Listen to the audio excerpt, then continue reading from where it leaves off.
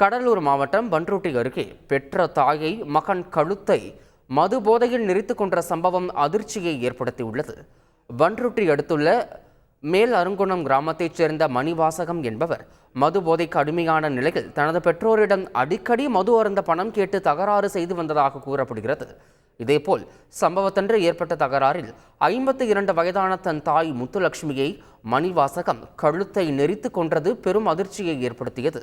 தகவலின் அடிப்படையில் சம்பவ இடத்திற்கு வந்த போலீசார் பெண்ணின் உடலை கைப்பற்றி மருத்துவமனைக்கு கொண்டு சென்ற நிலையில் அவரின் மகனை கைது செய்து தீவிர விசாரணை நடத்தி வருகின்றனர்.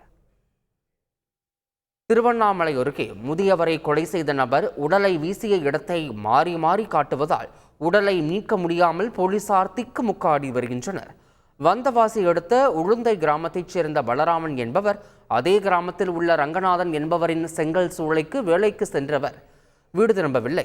இது தொடர்பாக குடும்பத்தினர் அளித்த தகவலின் பேரில் போலீசார் வழக்கு பதிவு செய்து விசாரணை செய்ததில் சிசிடிவி காட்சி உதவியுடன் சந்தேகத்திற்கிடமான நபரை போலீசார் கைது செய்தனர்.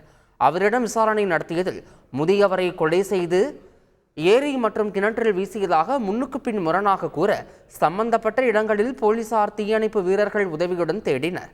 ஆனால் உடல் கிடைக்காததால் கிணற்றிற்கு அருகே உள்ள செங்கல் சூளையில் உடலை வைத்து எரித்தாரா என செங்கல் சூளையில் உள்ள சாம்பல்களை சல்லடை போட்டு போலீசார் தேடினர்.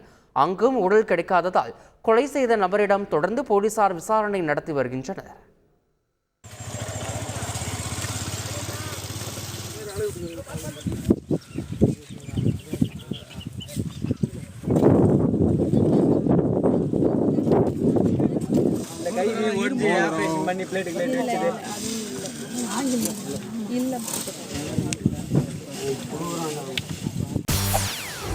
செய்திகளை உடனுக்குடன் தெரிந்து கொள்ள உடனே சப்ஸ்கிரைப் பண்ணுங்க.